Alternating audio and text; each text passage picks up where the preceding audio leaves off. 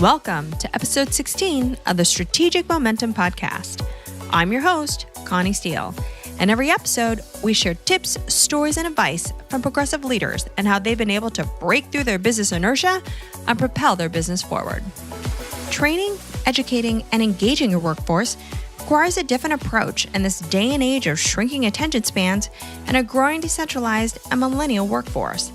In our last episode, Scott DiGiammarino shared how he used movie clips to address these issues within an ailing branch of American Express, transforming it from one of the worst offices to one of the best.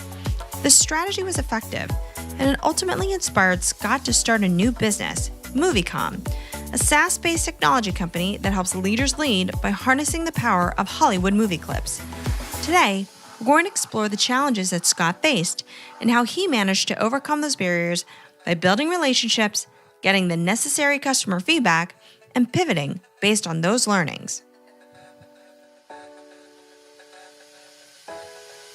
So you've been bitten by the entrepreneurial bug, and starting any new business, much less one that offers a new way to motivate employees, isn't easy. Now with MovieComm, talk about what drove you to start this business versus staying on the corporate path. Yeah, good question. The scariest moment of my life, by the way. All entrepreneurs say. Right. Well, it's funny. I went to a place called Babson College, which is a business school up in Boston, small school, which is all about entrepreneurialism. And when I first got accepted there, it talked about being an entrepreneur. I had no idea what the word meant. So I had to look it up when I was a senior in high school. When we were at AMEX, we used to use movie clips all the time as a way of engaging people, motivating people, inspiring people to do best efforts. And again, we had this internal email campaign where every week we'd send out a theme-based movie clip. This week's about courage, perseverance, teamwork, hope, etc. And I would type up why that was important, and then I would attach a movie clip to it, and saying, and I would ask people to share with me the most courageous decision of their lives. And what was amazing was the impact that people had because the messages were short. They were fun, they were video-based, and we got great feedback on it. So AMEX sent McKinsey in to see what we were doing and why we were always so successful over the years. And they came up with their 8-inch report. And part of the final report talked about our culture and our environment, and the fact that this movie clip culture that we had that was helping enhance our storytelling, if you will, was part of our quote unquote secret sauce. So when I heard that from McKinsey, that gave me the courage to start cold calling the Hollywood movie studios. So this is 2000, 2001. So I was calling Paramount, Disney, Universal, the rest of the gang, saying, look, I've got something here. And it's working on a consistent basis in a Fortune 50 company. And I got to think there are billions of people around the world that if they had the right leadership, if they had the right stimulus, if you will, and people really understood them, I think people could do great things. So I had a decision to make. And one of the decisions was I could go back to work and I could stay at AMEX. I can go back to work for another like kind of organization, the senior level. And sure, I can impact thousands of people, but quite frankly, I'm thinking about my personal legacy, and I want to impact millions and millions and millions of people. And that's why I made the decision to start MovieComm. So, Scott, tell us a bit more about what MovieComm actually is and what it provides. The great thing about Hollywood is Hollywood has movies, but they don't have movie clips. So we had to spend actually about 2 years watching about 1,600 movies to find the library that we wanted. I mean, right now we have about 2,000 movie clips. The platform we built has 87,000 data points, name of the actor, famous movie line, etc. So what it is right now is when you subscribe, you can get into the system and you basically pick your theme. So there are 300 themes. So let's say you pick courage.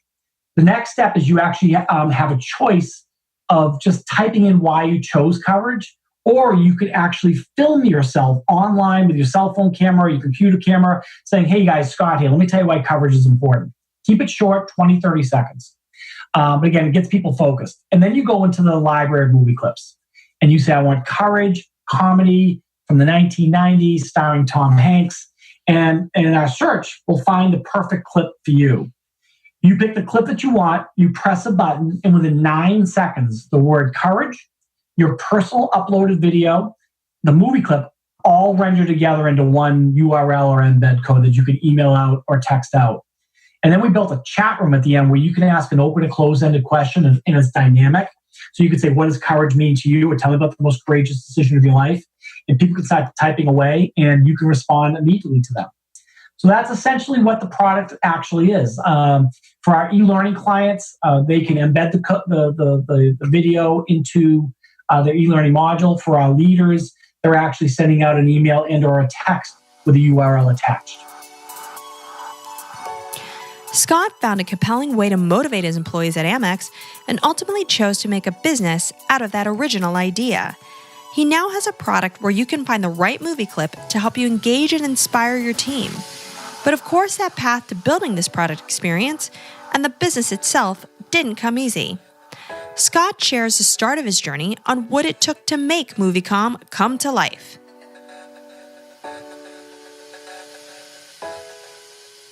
So what were the struggles when you first started out? How much time do you have? It's really interesting one of the things when I was in American Express, people used to always tease me saying I was the king of knowing nothing because I used to always be the king of delegating. I'd say, who's really good at that? Who really knows the answer to that?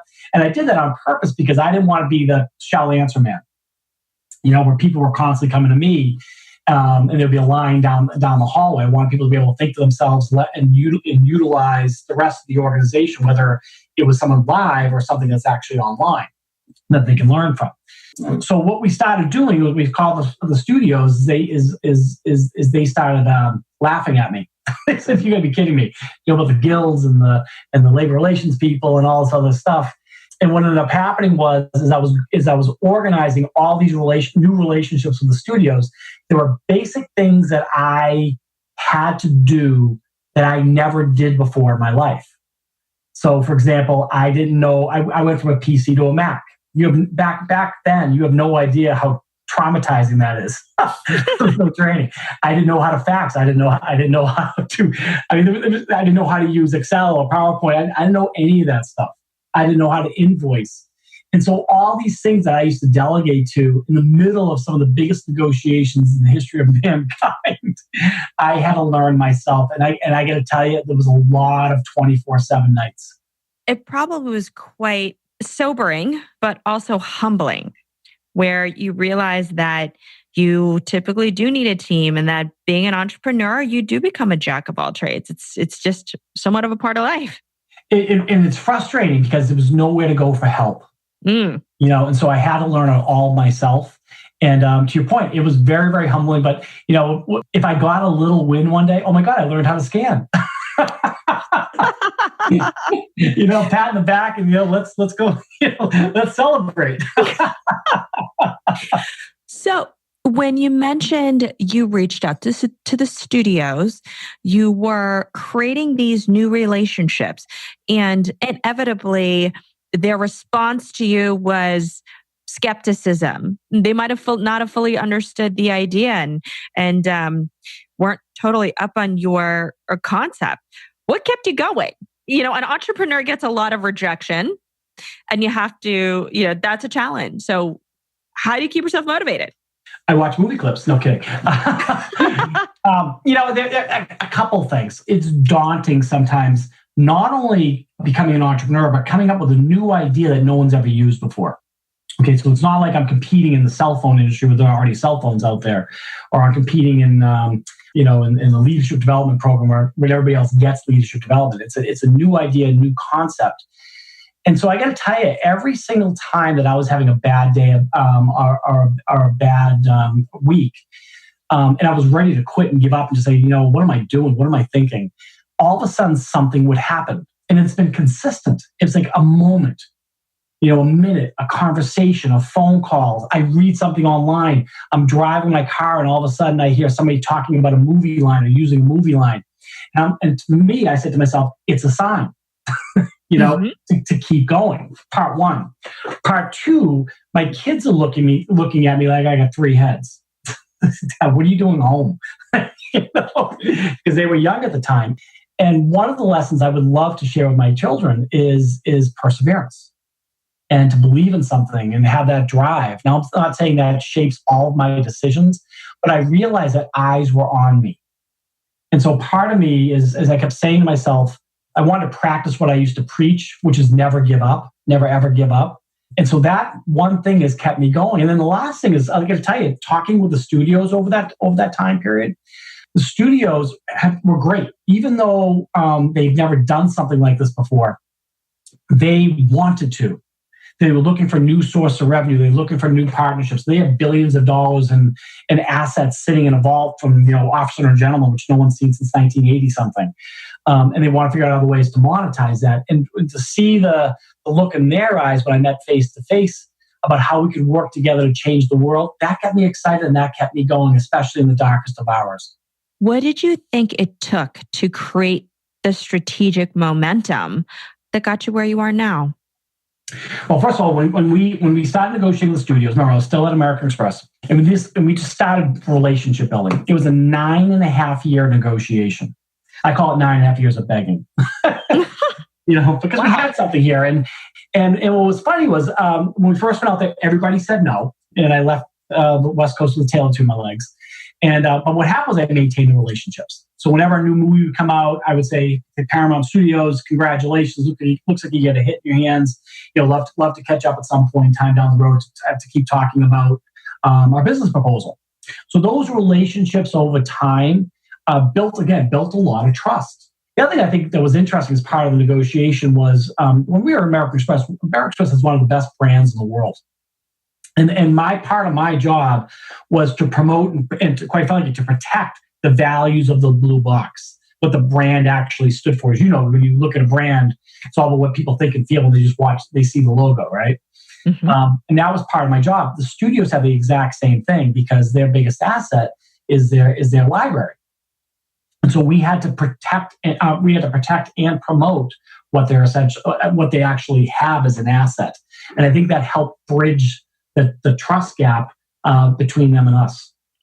Did you also use proof of your success? So if there was a movie that was released and then you leveraged that movie clip to motivate your employees and you had statistics behind it that showed that, hey, here's how it actually works in my organization, did that help to move things along as well?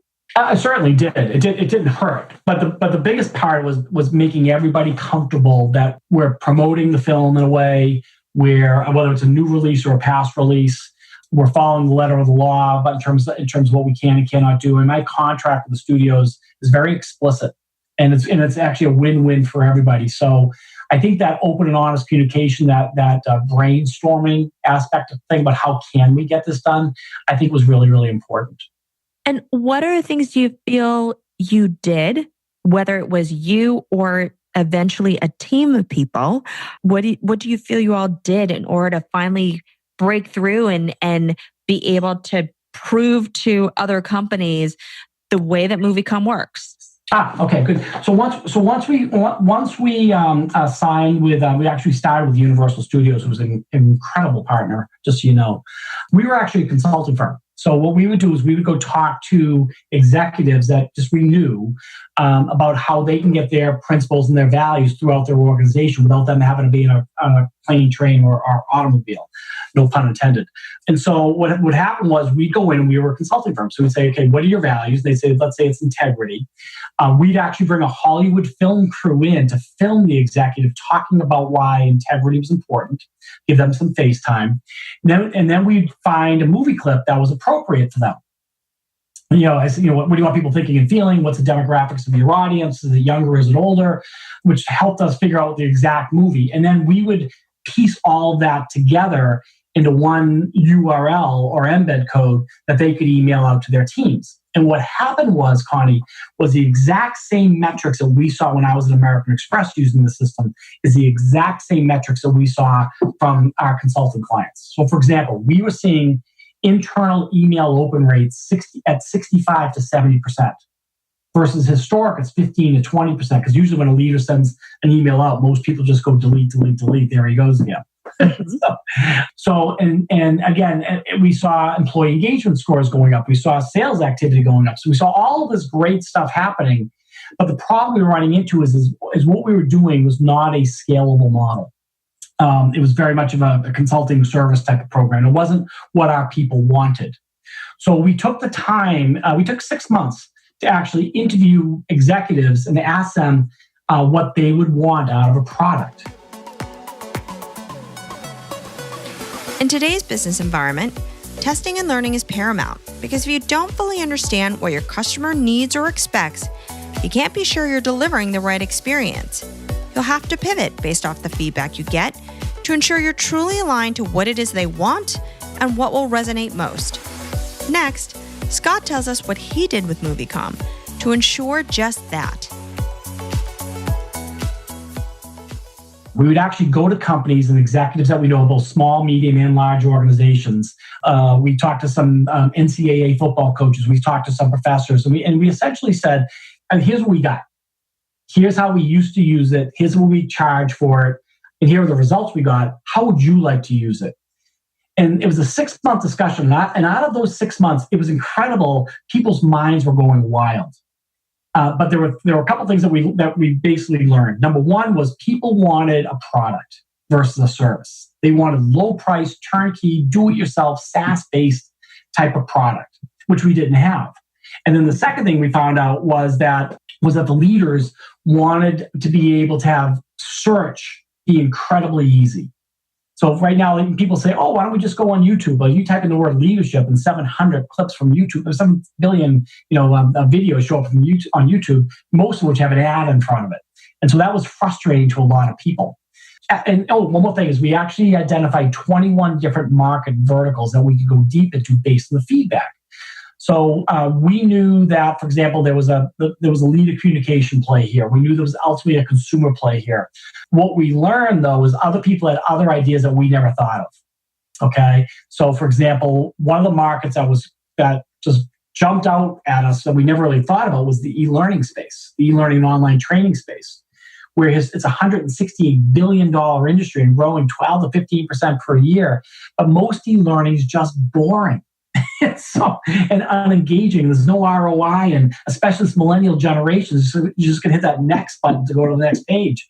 And so that's what we decided to do. We decided to build a product that initially is focused on 2 markets. One is a leader communication tool to help leaders lead, engage, communicate, motivate, and share their principles and values.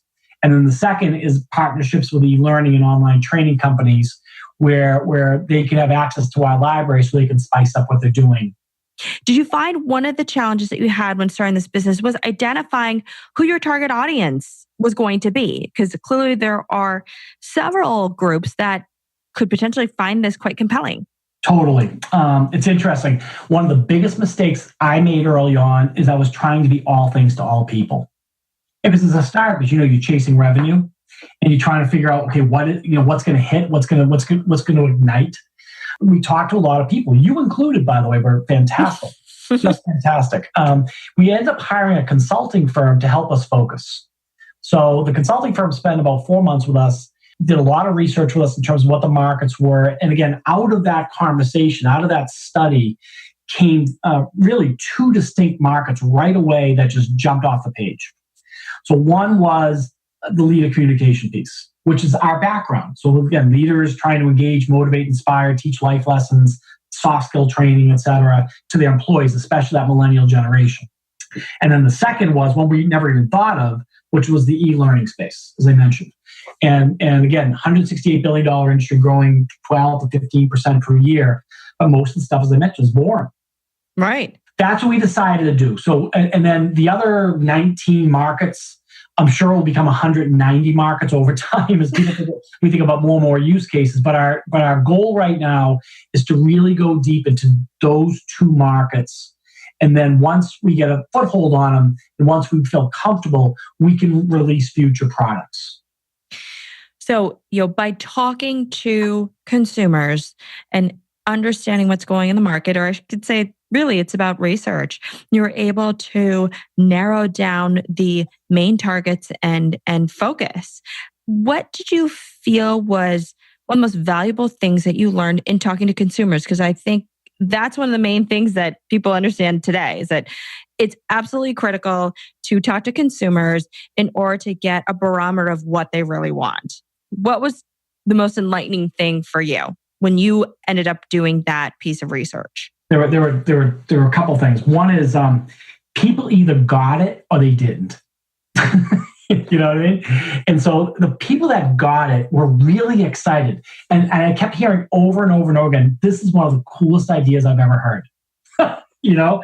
And so again, that kept me going, especially in those bad times, you know? But on the flip side, the people that didn't get it, it wasn't a question of that's a stupid idea. It was a question of tell me more. Tell me how this is going to impact my bottom line. How is this created? What are the pros and cons? What are the risks? And it made me think about how do I position this better to make the doubters believe. And I'm assuming that also helped you. I was going to ask that question. How did that help you determine what your positioning ultimately needed to be? So what we had to understand is we had to understand what the pain points were of the target markets. Okay, so for example, in the leadership communication part, we took the time to take a step back to do the research on how millennials like to learn. We took the time to research the impact of short video. I mean, I don't know if you've ever seen the YouTube statistics, but the amount of people, the amount of unique users that are going on YouTube on a day-to-day basis is enormous. And by the way, it's turning out just like Facebook, where it's not just the younger generation; it's people that are the Gen Xers and the Gen Yers, et cetera. And I had to learn an entirely new language. So it wasn't like I was talking about financial planning. We're talking about technology. We're talking about SaaS, which I didn't know what SaaS even stood for way back when. And again, it's just part of the growth of the organization. But bottom line is once people told us what they wanted, why, and I saw their reaction to this is really, really cool. Then the last thing we had to jump to, Connie, was the price point. So what would you pay for something like this? And again, they all said, well, we have limited budgets. So the number's got to be small. But the cool thing about our price point, which by the way starts at $50 a month, that $50 a month is per leader or per user, per subscriber. So if you think of a big organization that has 900, say, branch managers, we could do an enterprise type of deal there. But most organizations have their own, individual leaders have their own P&Ls, and $50 a month for them is a Starbucks run. How did you end up determining what would be the right pricing structure? Because I'm sure that's one of the most critical pieces for any new business. They're wondering, well, what would I even begin to price this at? Yeah, good questions. Again, we did our homework. We wanted to find out what what people were spending money on. So, are you spending money on LinkedIn? Are you spending money on Google Ads? What are you spending? Are you spending money on having speakers come in? What are you spending money on? And then the second question I would ask people was, what's your ROI on that? So if I just spend $10,000 for a speaker to come in to engage my people, here's what we learned based on the feedback. Because people bring speakers in all the time, and nothing against speakers. I do a lot of keynotes myself. But what we learned was when the speaker's speaking, they're doing an incredible job. People are motivated, inspired, they're taking all these notes, they're emotional. But within a certain period of time, let's call it 48 hours, 80% of not only what they said, but how people felt was gone. Oh, wow. And so the question again is, so what's the ROI of the $10,000 you just spent? And so part of the research we had with people was, what if we could figure out a way to get people having that emotion on a day-to-day basis, week-to-week basis, reinforcing messages, reinforcing values, et cetera, and it's very quick. It's no more than, say, 3 minutes. And that's what for us helped us not only shape the product, but shape the pricing. Because people did not want to spend more than, again, say the $50 a month per leader in the system. And originally we started, $499 a month. And we just came down because it goes back to my initial vision is if I made this thing too expensive, I wouldn't be able to impact the millions and millions and millions of people. I wanted to make this a no-brainer. Well, it's very clear that you had a clear vision on what your broader goal was, which is being able to influence millions of people. And then by tapping into the different audiences to understand their needs, to understand their wants, collecting research and data to support what you knew could be something that was compelling, ultimately led you to test and learn and create what you did today. So with all of that, what last advice do you have for folks who are looking to start their own business or who are in the middle of, trying to take their startup to that next level?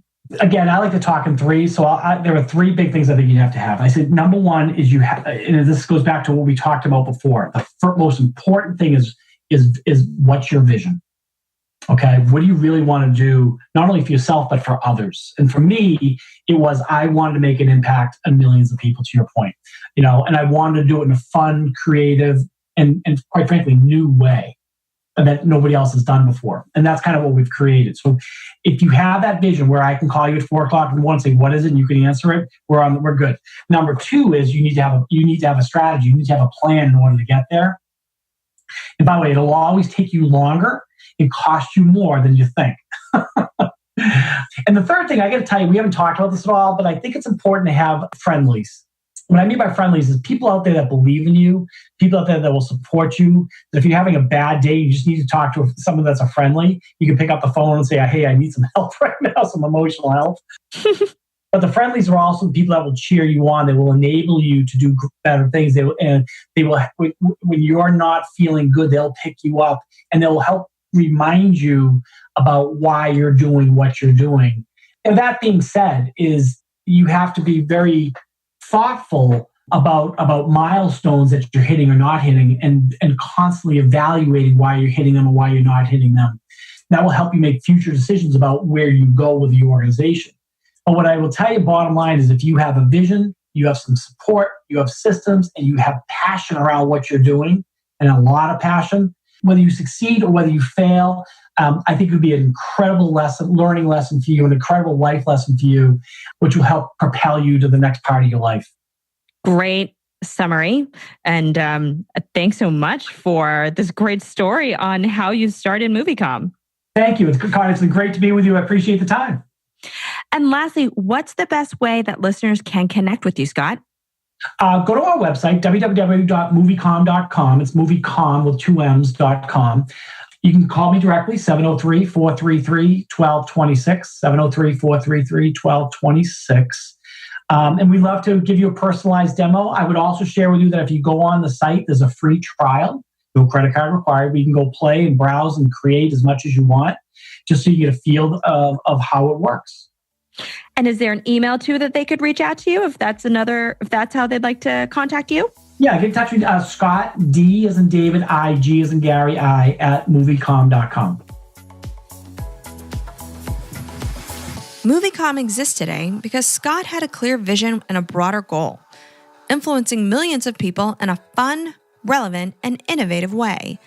To accomplish this goal, Scott had to have a strategy, facilitating the use of movie clips to engage, motivate, and inspire others. But it also required doing his research, gathering valuable feedback, and pivoting along the way. And in the end, Scott couldn't have persisted for over a decade if he wasn't surrounded by friendlies. Because starting a business and running a business is hard. We all need support sometimes. Someone to pick us up when we stumble and remind us about why we're doing what we're doing. Thanks for listening to the Strategic Momentum Podcast. You can connect with Scott by email at scottdigi@moviecomm.com. That's Scott, D-I-G-I, at MovieComm.com. If you've liked what you heard, please subscribe to the show on iTunes and leave us a review. You can also find us in the Google Play Store and on Stitcher Radio. And if you want to hear previous episodes or even get show notes from this episode, you can also visit us on our podcast page at flywheelassociates.com/podcast. I'm Connie Steele, and you've been listening to the Strategic Momentum Podcast.